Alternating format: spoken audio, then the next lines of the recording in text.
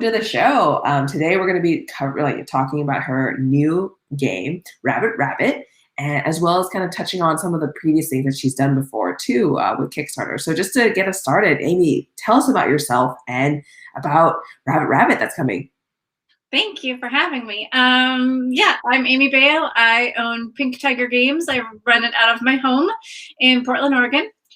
And almost 3 years ago, I made You Think You Know Me. And it's on its third printing. And last year, I was lucky enough to make Flatter Me, a compliment battle card game. So that came out late summer last year, early fall. And yeah, on February 9th, I'm going to, this is the first sneak peek of the prototype, Rabbit Rabbit. Ah! This is a game of superstitions. Love it. Love it. Wow. I love how, all the games that you have are really like kind of compact and really kind of, you can just take it anywhere, just throw it in your backpack and things like that. Just like take it on like a train or something and go hiking or something, right? So very intentional, yeah. Yeah. Okay. So let's talk a little bit about that. You've had 2 games before this. What kind of led you to start, designing games and creating games, and then what were those 2, and how did that lead to this current game that you're going to be launching? Yeah. So, funny enough, my husband runs a festival here in Portland, and it's called XOXO Fest. And I was surrounded by all these creative people. He started it in 2012, and so by 2017, I had just been immersed by all these creative people doing all these things and all these different worlds online. And and I should also say my husband was the original CTO of Kickstarter, so that's kind of a fun fact. Oh, hello. Little fun fact there. Okay, just dropping that. Okay, cool. Before Kickstarter even launched, yeah, he was a part of it and part of those first couple of years. And he ran some successful campaigns as well, but I digress. So in 2017, I never saw myself as a game designer, but the idea for You Think You Know Me just popped in my head one day. It was one of those moments that like you can't define. It was really cool. And I was like, I have an idea for a game. This is something. And I just went for it, and I started writing and I started researching, and within like a month, I had a written prototype that I carried around with me. And they were literally just like flashcards with my ideas, and I would show them to whoever like was vaguely interested because I was so excited. And I quickly found that people were responding. And then I took it to a bar with a bunch of my friends and a bunch of people I didn't know. Again, just my handwritten cards, and everyone loved You Think You Know Me, knock on wood. It was really exciting. And I was hooked, right? Like I was sweating, I was crying. I was like, this is so fun to watch people connect over something that just came into my brain. So classic emotions. Crying, sweating. And so by summertime, I had a prototype, and by September, I launched my Kickstarter. I wanted to raise 15K, and I got nearly 30. So that was really, really great. And so overwhelming and exciting. And yeah, again, I was just super hooked, and it came out early March of 2018. Wow. Yeah. So I love how, you had this idea and you were like, I'm just going to run with it. I'm just going to go with it. I'm just going to start writing and just, creating all these, handwritten cards and just bringing them everywhere. Right. I love that like do mentality that you had. Yeah. And so from there, you raised 30K, and then a second one came out. No, this third game. What kind of like propelled you to keep moving forward? Well, as most game designers can probably relate to, once one is in your head, they just keep coming. They're like, if you're a tattoo person and you get one tattoo and you're like, I need more tattoos, it just happens. Absolutely. Yeah, I have 2 right now, and I'm ready for my 3rd one. Yeah, it's real. So yeah, I had the idea for Flatter Me the same summer as I was playtesting You Think You Know Me. And I was like, stop it, brain, one thing at a time, because I like to be singularly focused. Like I knew that I wanted to chill and just focus, focus, focus, and get You Think You Know Me made. And honestly, like who knows if I was going to fund, right? Like I was like, I hope I fund, but I didn't know much. And even though my husband had some successful Kickstarters, it didn't mean that I was going to. You know what I mean? So I spent those first 2 years on You Think You Know Me, and I had one failed project that I tried on Kickstarter in November of 2018, where I just went too far too fast. Like that's my opinion about it now, and I wasn't staying true to myself. So the game that failed was called the Peach Pack, and the Peach Pack was an expansion of You Think You Know Me that was adult centered. So it was very like sexy and consent and stuff like that. And people were like, wait a minute, you're like the wholesome game designer. What are you doing? It was confusing for my audience. And they were like, it looks fun, but like not my jam. And I was like, oh. And again, I went out of my comfort zone to make it. So that was a big lesson in just staying true to me, not going, oh, what do people want? What do I think people want? I don't need to do that. I can just come from a place of creativity that I love, that I want to make. And I just think that's a better road just for me personally. And I think it holds true. Yeah. I really like that you touched on that, because a lot of people kind of try to force things to happen too, right? And sometimes the best things are just what kind of resonate with you, because you're kind of saying this too. You can be true to yourself, and when you like talk about it, when you like write about it, it can be really authentic, and people become drawn to that rather than something that's way more forced in a way. Right. Just like they say, write what you know, right? Like, write from your experiences, write from your heart. So I mean, that's definitely what Flatter Me is too. Flatter Me is sweet. It's it's creative. It has, the cards are direct, and some cards are direct, some cards are silly, some cards are more, poetic or lyrical. And and it's been really well received. And the compliment battle game, who knew? I'm so glad that people got it and liked it, and I was able to make it last year. Yeah. Love it. And these two are kind of more bright and cheery according to the boxes, right? They're very like there's rainbows and things like that on it. Rabbit, on the other hand, looks really dark. That sneak peek we just had. So Rabbit, where am I going? There we go. So Rabbit, this is the prototype, and Print and Play makes beautiful prototypes, but they're not able to do the gold foil. So I'm hoping this will be gold foil when my printers, make it, knock on wood, that we get it made. And then the bottom is a galaxy. So it's very colorful and pretty. But I had to add a little bit of element of, it needed some magic, right? Yeah. So this was hard to decide, making a black, topped game for sure. Like I was like, oh, should I? But every time I experimented with different colors, it just didn't pop the way I think a superstition, magical, mythical, folklore, game should. So hence we have a black top and a galaxy bottom.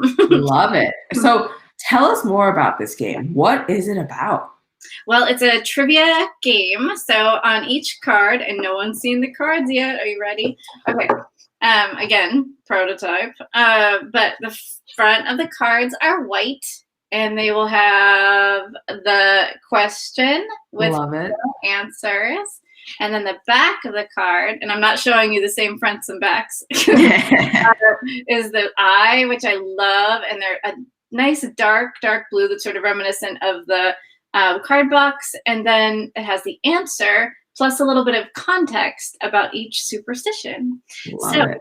You are going to be very challenged and learn a lot. So in playtesting, I've seen that I have made a challenging game, and it is a very fun game, but it's very challenging. These superstitions are from all over the world. I spent the last just over a year just hardcore studying. I mean, 12 hours a day practically. I was studying, researching, folklore or archives and all kinds of things, because I wanted to find superstitions from all over the world, like I said, that were super fun and inspiring. And then I also put in spells, I put in myths, some mythological creatures, stuff about plants and flowers and crystals. It has so much. It's 350 cards, but I've written about 1,500 cards because Wow. I really wanted to be able to be happy with what gets in that 350, and have room for expansions. So if it's well received, if I get to make it, if it succeeds on Kickstarter, then maybe I'll do expansions later too. Got it. Okay, so this game is pretty much like there's on the front there's a superstition, and then people try to fill in the blank of what it is. And on the back, there's an answer of what it is. Right. Well, the front of the card has the 4 options for answer. Gotcha. You don't have to blindly guess. Gotcha. And how did you kind of pick and choose superstitions, right? Because like even earlier during this video, you were knocking on wood, right? How did you pick and choose which ones to like include or not include? And like since there's so many around the world. Yes. So, and I keep finding more. It's, like now I find them, everywhere all the time. So how did I choose? My criteria was that it's easier to explain maybe what I chose to ignore. So I chose to ignore because there are many problematic superstitions throughout the ages all over the world that are unkind to animals, that are unkind to people, that are patriarchal, sexist, racist. Like, so those were hard no.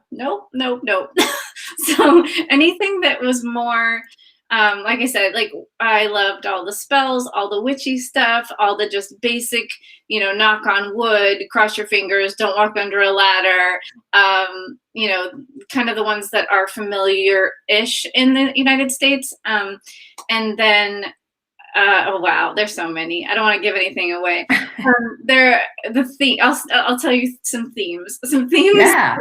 Travel, holidays, true love, dream of your true love by putting a million different things under your pillow, sleeping on it. Gifts to give that are good luck, good and bad luck. So yes, it varies widely. And it was a lot of fun to write. Yeah. And when it comes to like the research part of it, right? When you go like around the world, how did you pick which cultures to look at, or like how to dig into different cultures, right?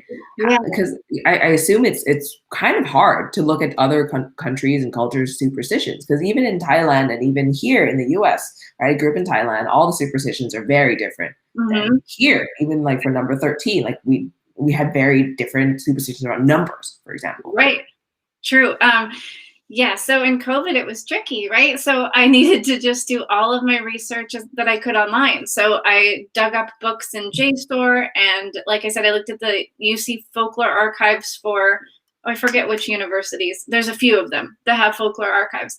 And not only do they have archives, but they have people who are interviewed all over the world, from all over the world, that they have audio recordings of them talking about superstitions and what they grew up with and what their grandparents taught them, or what they experienced. And then there's a surprising amount of YouTube videos too from people, again, all over the world, speaking directly about their experiences. And so once I could watch that, I could maybe find a blog from that area to like confirm that somebody had written about superstitions in this way, that this is what they experienced. Then I felt like once I had found it 1, 2, 3 times, roughly, that I could be like, okay, this I can write about. And again, it's not, I'm writing the superstitions, and I also have to stay very true to what I'm reading and very precise. But there's also going to be a disclaimer on the Kickstarter that will say, because this is so important to me, because again, you think you know me and Rabbit Rabbit, and Flatter Me, everything is so personal that I want you to see yourself in the game. So if you pick up a Rabbit Rabbit card and it doesn't match what you learned growing up, then by all means play it with your way, just change it, because your superstitions, your stories, your family, all of that is what brings life to the experience of playing with other people too. So yeah. And then if the game funds, again, knock on wood. How many times will I knock on wood? It's like a drinking game. Drink more coffee. Every time I say knock on wood. What was I going to say? So on the Kickstarter, on the Rabbit Rabbit page on the website, I will have a list of everything I studied. I promise I will give that to you all. If it funds, yeah, you'll be able to like look up every single thing that I read. That's incredible. I'm sure it's going to be a ginormous list. It's a big list. It is. Yes. So from all this, were you always kind of big into superstition then? Is that why what propelled the creation of this game? Were you always like, okay, well, fingers crossed, this is going to happen. Like, oh no, knock on wood. Like, is that always kind of a thing that has been surrounding your life? Well, I love magic. I love superstitions. I love, making wishes on stars. I think I've done that kind of thing since I was a little kid, thrown coins in fountains, that all of that kind of stuff. But what propelled the massive interest and to make the game was Christmas of 2019, or actually it was just before New Year's, 2019. I was sitting with friends and I was like, hey, do you have any New Year's superstitions? Start off the new year, and they were like, no. And I was like, let's look up some. And then I found one, like an article, about New Year's superstitions. And I started reading them out loud. And I was like, wait, do you want me to read these out loud? Is this annoying? And they're like, no, let's hear more. And I was like, oh, there's a game in here, because this is fun. Like, it is so fun to learn about the superstition and why and where it's from. If you can find all those things, it's super cool. But even just, the weirdness of some of them is just captivating and super charming. I just feel like humans, since the beginning of time, have been trying to figure out what in the world is going on and what kind of hints we can have. And it's comforting to look for signs and symbols and to wish on stars and, wishes and fountains. And, if it helps to put something under your pillow or carry something in your bag that makes you feel, secure or connected, that's beautiful. Like, we all need those things. So yeah. And I've always carried charms in my bags, and I've always worn things that are special to me. I've had this necklace for a super long time. It says "Protect Your Magic." Oh, I love that. Yeah. So yes, it's been an interest for a long time. And then once I had the idea for the game, I just, I sprinted like I tend to do, because I get obsessed. Wow. Yeah, I really like that. Actually, in my own backpack too, I've always had this blue rock that I received from my my thesis advisor from my graduate school studies, and I've had it with me since 2014 now. Aww. And so yeah, I've always had it and it says hope on it. Aww. And so yeah, he gave it to me once I finished my thesis, and then he was like, here, this is for you, like, moving forward. So now it's just, for me, it's that one thing that, if I have like a bad day or something, I think back to it and I like kind of hold it in my hand. And it's very, just like you said, you want to feel connected to something bigger, right? In a way, and everyone finds a way to make that connection in their own way, like wishing on a star, or like doing fingers crossed or knock on wood or something like that. If it reminds you of that connection, then you feel good in that moment. You can take a breath, like you can be like, oh, I'm okay. Yeah, exactly. I love that. And from all your research, right, was there anything that kind of completely blew you away and you were like, I did not know this? Like, how did this even happen? Like, I'm sure you stumbled on a lot. Yeah, there are some wonderful ones, like about dreams, and there's a specific one about a dream in Japan that I don't want to give away, but you're supposed to have these 3 elements in the dream, and it's supposed to be your first dream of the new year, and it's so fantastic, and I love it. What else do I love? Like, I'm gonna blank, of course, now. What's a good other charming one? There's just honestly too many. When I've been playtesting, because I've been playtesting on Zoom, obviously, because that's what we do now. As I read through them as the trivia host, right, to people, I'm like, oh, I love this one. Are you ready? And then I'm like, oh, I love this one. And I'm like, oh my goodness, I'm just a broken record. I'm like, are you ready for this one? It's so cute. Yeah. So as like a game designer and kind of creating all these games, is the third one now that is going to Kickstarter, right? What kind of obstacles or challenges have you faced along the way making something like this too? I'm assuming it's not only game design, but also kind of maybe cultural boundaries too, in a way. Yeah. Well, cultural boundaries in what sense? I'm so sorry. What do you mean?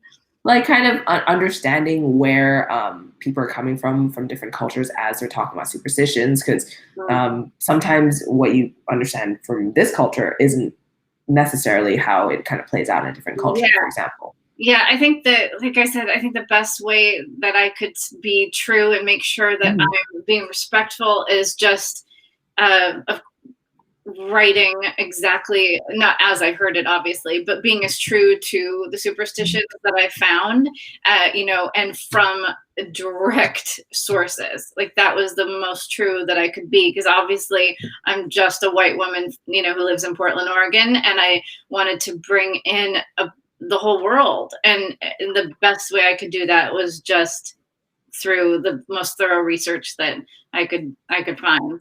And as far as troubles along the way, or challenges with just game design in general, I always I don't tell this story a lot in public. I tell it more in private, but I think it's valuable enough to bring up, is that my second printing of You Think You Know Me, the rule booklet on the inside, one page printed totally blank. So because it was a reprint, I didn't check the files, because it didn't seem, I didn't get like anything sent to me prior to that second printing, because it was the same manufacturer. And yeah, so second printing, rule booklet was blank inside, which has been sort of devastating. Like luckily I sold out of that print run, but not without some cleanup. So I strongly recommend now that everyone who, no matter who you print with, and no matter what, always get those files sent to you, or another prototype sent to you that is complete, so you can check it top to bottom.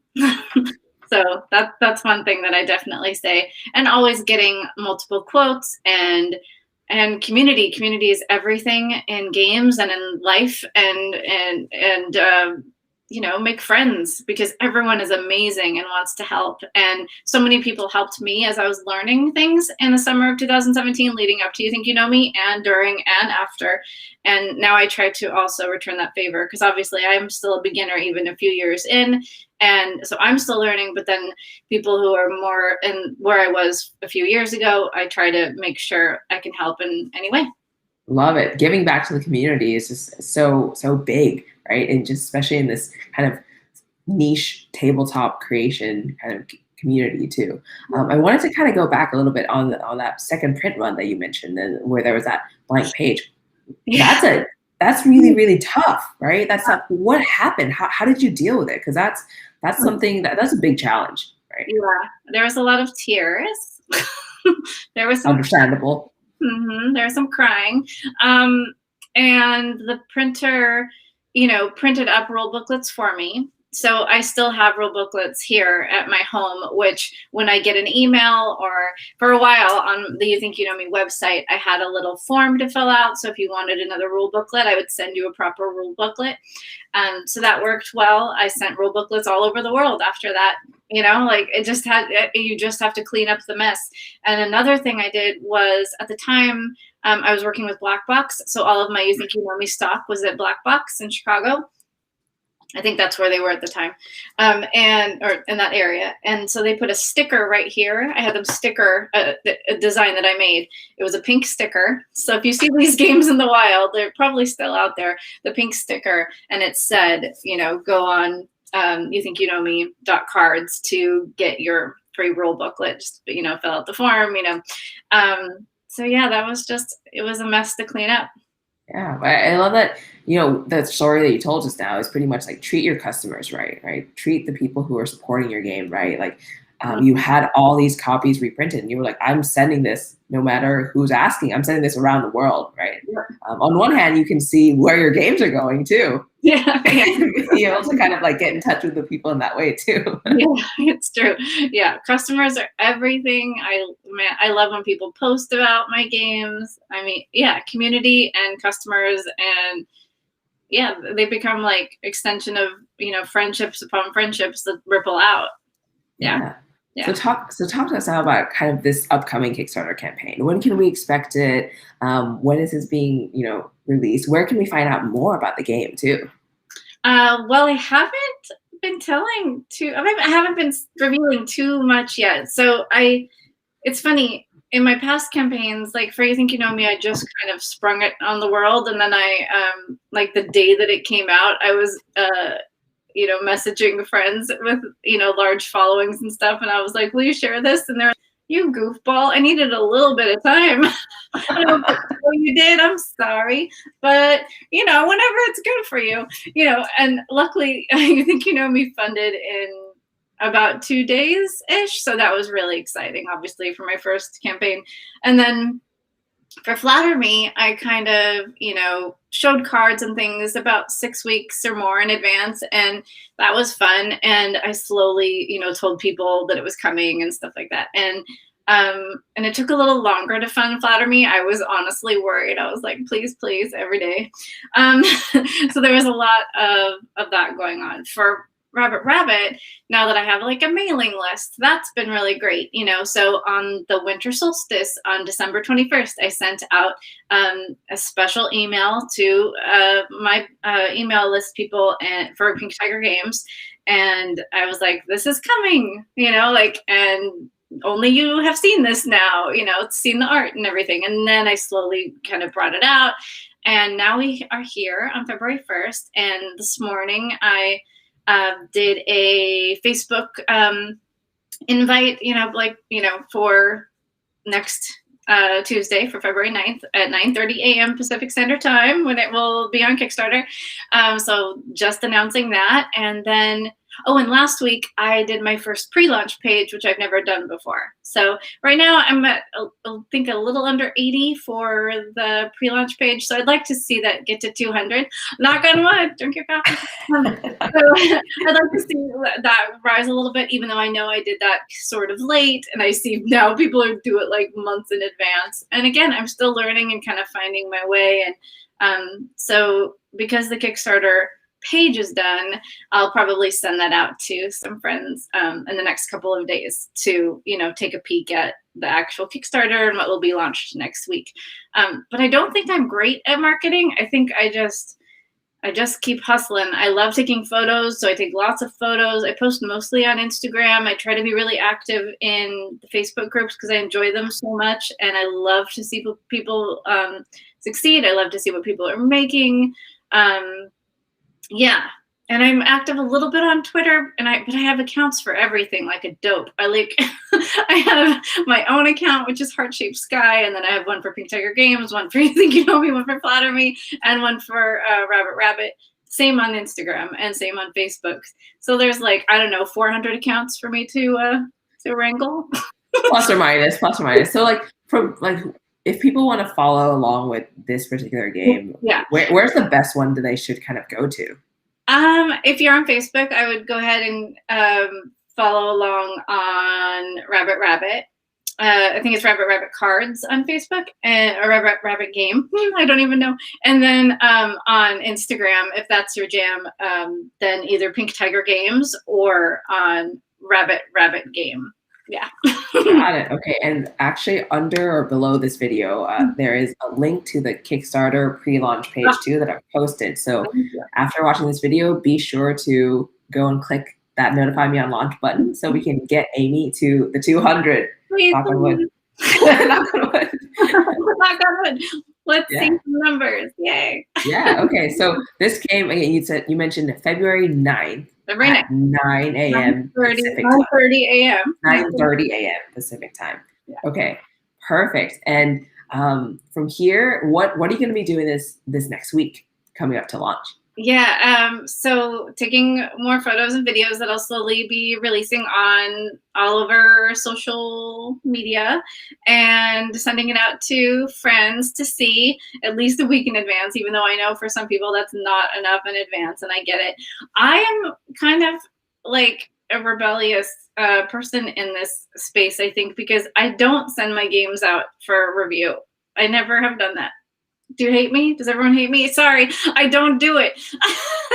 I'm happy to do it.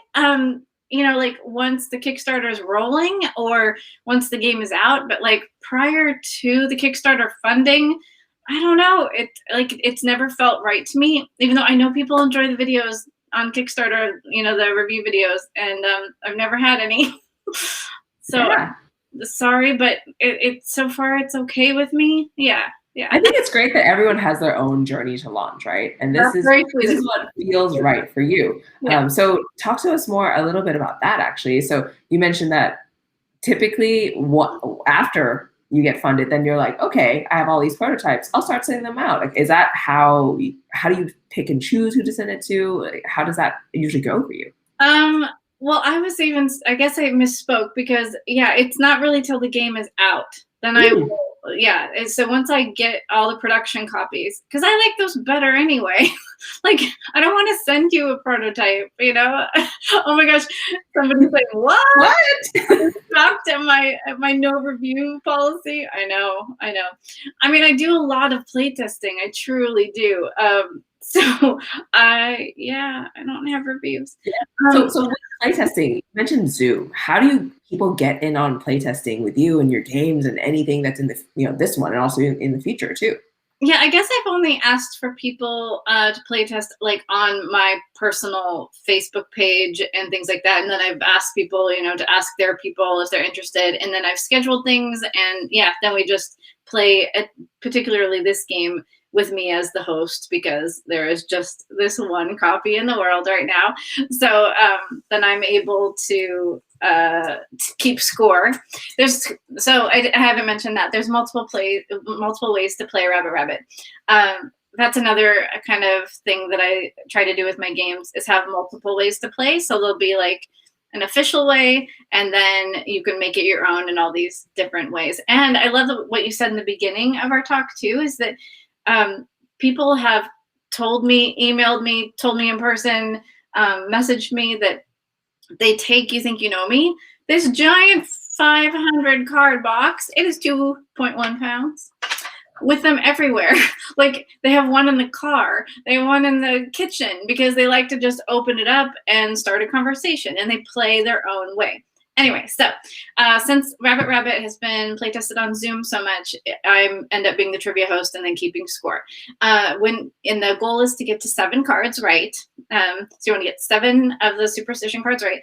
And when you are at 6 cards, if you don't say Rabbit Rabbit, then you lose your turn. If somebody else says Rabbit Rabbit when they notice you have 6 right. And that's been really funny over Zoom because everybody knows when they're at 6. It's really funny. I think only one person has lost their turn so far. So that's funny. And they're like, dang it. Yeah. So that's been really fun. So those are the official rules, is that you can, if you're playing, of course, with 2 people, then we would just ask each other questions. And then with me and 2 people, then I'm going to be the host. And then it goes on from there. So you can play with teams, and I made it 1 to 10 players because, I mean, you can just open this box and enjoy the superstitions all on your own too and try to guess the answers. Yeah, and I can already kind of see myself going through just those 350 superstitions, just like you said, just to learn about it too, right? Because everywhere around the world has all these incredible superstitions. The one about Japan that you talked about, the New Year's dream, I'm gonna be looking that up. It's really cool. And what I've also found in playtesting is not once have people been like, okay, bye, it's over. They're all like, can you just read us some more? Can we just keep going? Which is also like, when that happens in any playtest, I'm like, awesome, this is good. We're on a good track. If you're like, I don't want to get off a Zoom call, I want to keep playing the game. Yeah, absolutely. Okay, so next week February 9th, 9:30 a.m. Pacific. And go and click the notify me on launch button either above or below this video so that we can get Amy to 200 before the launch day. Cross your fingers. Knock on wood. Yes. Okay. Well, thank you so much for being on with us today, Amy. It was really great to learn more about Rabbit Rabbit and the upcoming launch. Thank you so much. Awesome. Okay, if there's any questions for Amy too, feel free to post it under the video and she'll come and answer the questions for you. Happy to, yeah. Thank you so much. Yeah, bye. Bye.